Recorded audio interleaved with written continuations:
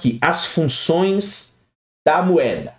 E aí vai ficar claro qual é a importância de se compreender o papel da moeda. Então, qual é a função da moeda? A moeda ela tem basicamente 3 funções na economia. Ela é um meio de troca, ela é uma unidade de conta e ela é uma reserva de valor. Então, a moeda, para ser moeda na economia, precisa ter essas 3 funções juntas. Utilizada para meio de troca, realizar a troca, como unidade de conta em que eu posso contar, né? Porque como é que eu vou contar 1 quilo de farinha com 2 quilos de maçã? Ou com uma unidade de algum outro produto? O dinheiro faz com que você tenha a capacidade de equalizar, unificar a unidade de conta. E como reserva de valor? Eu posso guardar o dinheiro e ele terá no futuro valor. Então são basicamente essas 3 funções. Daqui a pouco nós vamos ver detalhes de cada uma dessas funções. Essas 3 funções juntas distinguem a moeda dos demais ativos da economia, como por exemplo ações, títulos, bens imóveis, obras de artes e até figurinhas de beisebol. Vamos examinar agora cada uma dessas funções da moeda. Então, vamos agora detalhar essas 3 funções. Então, apenas relembrando, meio de troca, unidade de conta e reserva de valor. Então, um meio de troca é algo que os compradores dão aos vendedores quando compram bens e serviços. Então, quando você compra uma camisa em uma loja de roupa, a loja lhe entrega a camisa e você entrega a moeda à loja. Essa transferência de moeda do comprador para o vendedor permite que a transação ocorra. Quando entra numa loja, você está confiante de que ela vai aceitar sua moeda em troca dos itens que estão à venda, porque a moeda é o meio de troca comumente aceito. Então, eu tenho o meu real aqui na minha carteira. Quando eu vou ali no shopping, eu tenho certeza que qualquer loja ali vai aceitar o meu dinheiro e vai me dar algum bem em troca deste meu dinheiro, desta minha moeda. Então, essa é a primeira capacidade e a primeira função da moeda. Ela é um meio de troca. Ela é aceita por vendedores.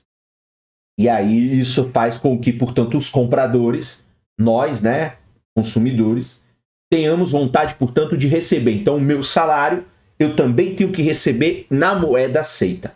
Eu não vou aceitar receber, por exemplo, a minha moeda. Por exemplo, no próprio Brasil, eu não vou aceitar receber o meu salário em pesos bolivianos. Por quê? Porque eu sei que se eu for no shopping da minha cidade, a loja não aceitará pesos bolivianos.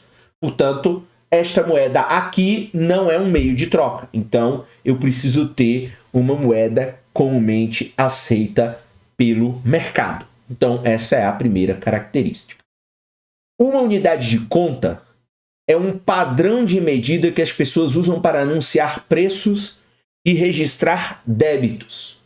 Portanto, quando você vai às compras, pode observar que uma camisa custa $30 e um hambúrguer $3. Embora seja correto dizer que o preço de uma camisa são 10 hambúrgueres e que o preço de um hambúrguer é 1/10 do preço de uma camisa, os preços nunca são cotados dessa maneira. De forma similar, se você toma um empréstimo com um banco, o montante de suas prestações futuras será medido em dólares, não em uma quantidade de bens e serviços.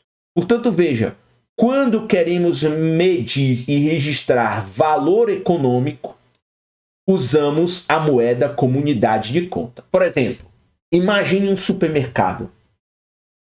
O supermercado tem lá 10 kg de laranja, 5 mil rolos de papel higiênico e 400 caixas de sabonete.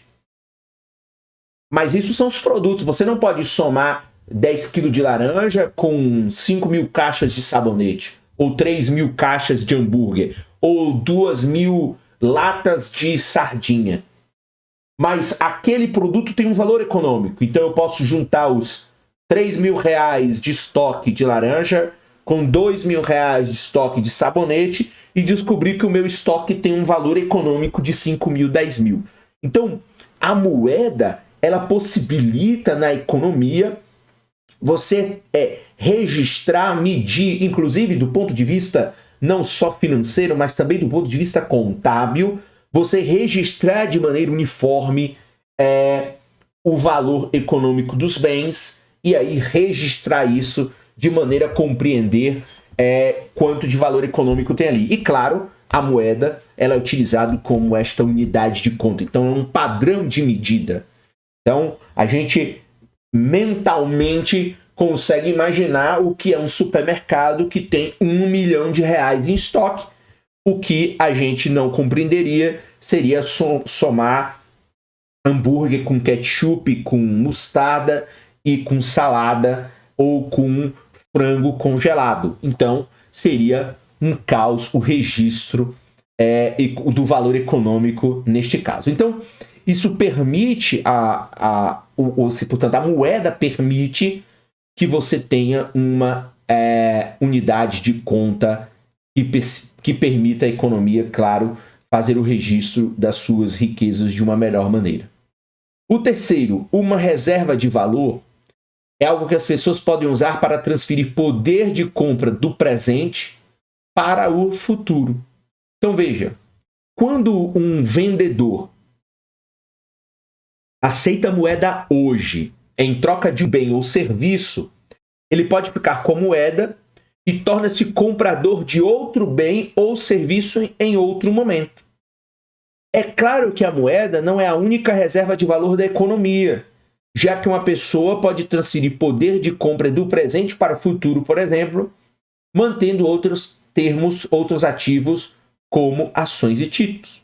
Portanto, o termo riqueza é usado para fazer referência ao total de reservas de valor, incluindo tanto a moeda quanto os ativos não monetários. Então, reserva de valor é a capacidade de eu pegar R$ 1.000 que eu tenho aqui, guardar no banco e saber que daqui a 1 ano eu vou poder pegar este 1.000 e continuar e ser um dinheiro que continua sendo aceito na economia. E claro que com todo o sistema financeiro, você consegue ter rendimentos para fazer com que o seu dinheiro possa ter no futuro o mesmo poder de compra do presente.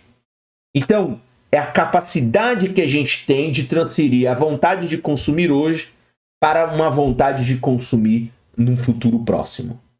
Os economistas, eles usam o termo liquidez para descrever a facilidade com que o ativo pode ser convertido em meio de troca da economia. Então veja, a moeda, como a moeda é o meio de troca da economia, ela é o ativo mais líquido dos ativos disponíveis. E aí vamos voltar lá daqui a pouco ao exemplo lá do Bill Gates. Então veja, a moeda, como é o meio de troca principal da economia, ela é considerada, portanto, o ativo mais líquido disponível. O que isso quer dizer? Quer dizer que a moeda é por si só aquele meio que mais líquido, ou seja, se eu tenho um dinheiro, eu posso trocar ele por outro bem. Eu posso utilizar ele para comprar outros bens. A liquidez dos outros ativos varia muito. A maioria das ações e dos títulos pode ser vendida facilmente com um pequeno custo, de modo que esses ativos são relativamente líquidos. Mas voltamos lá ao caso do Bill Gates. Ele é considerado rico, bilionário, mas ele não tem todo esse bilhão em dinheiro, ele tem ações. Então, para que ele possa converter essa ação em dinheiro, ele precisa ir lá no mercado de ações, disponibilizar a ação dele no mercado, fazer com que essa ação alguém compre, pague para ele em dinheiro e assim ele possa ter este dinheiro para, digamos, comprar uma pizza. Veja, esse tempo entre ter a ação e ter o dinheiro é o tempo de possibilidade para utilizar este ativo como meio de troca. Consequentemente, quanto mais lento for este processo de conversão de um ativo para um dinheiro, para a moeda, que é o meio de troca perfeito, vamos usar aqui essa expressão, claro, entre aspas, este tempo revela, portanto, que este ativo ele é menos líquido. Vamos lá, porém, no entanto, vender uma casa, uma pintura de Rembrandt ou uma figurinha do Joe DiMaggio de 1948 exige mais tempo e esforço, de modo que esses ativos eles são menos líquidos. Então, a moeda é o ativo mais líquido das economias e, digamos, uma pintura de Picasso tem muito menos liquidez porque você não chega, mais uma vez, com uma pintura de Picasso e troca no supermercado por uma lata de leite em pó. O que isso significa? Significa, portanto, que você tem ativos não econômicos, ou melhor, ativos não monetários, que levam tempo para que você os transforme em dinheiro. E isso faz, portanto, com que esses ativos sejam considerados menos líquidos. Ou seja, como diria aqui de maneira simples, liquidez é a facilidade com que um ativo pode ser convertido em um meio de troca. E o meio de troca principal é o dinheiro, é a moeda.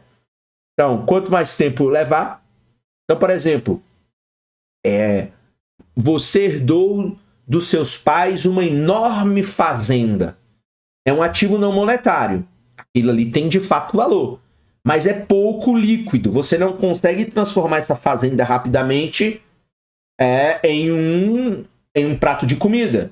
Ou você não consegue transformar rapidamente esta fazenda em, digamos, 5 malas com dinheiro. Então você precisa anunciar, precisa ver as propostas, precisa vender, precisa assinar as documentações, precisa receber o dinheiro. Portanto, você tem um tempo, e isso revela que, por exemplo, propriedades são ativos não monetários com baixa liquidez.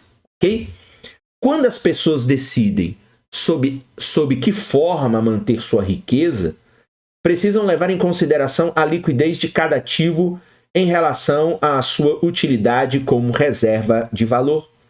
A moeda é o ativo mais líquido, mas está longe de ser perfeita como reserva de valor.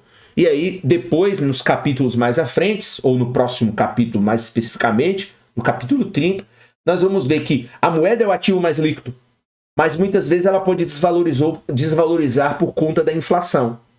Então, por exemplo, talvez um imóvel se valorize melhor, uma ação se valorize melhor, ainda que sejam menos líquidos, mas a moeda é mais líquido, mas corre o risco de ser desvalorizada. Quando os preços sobem, portanto, o valor da moeda cai, que é a inflação, que, portanto, desvaloriza ou diminui o poder de compra desta moeda. Em outras palavras, quando os bens, portanto, se tornam mais caros, cada dólar que você tem na carteira pode comprar menos.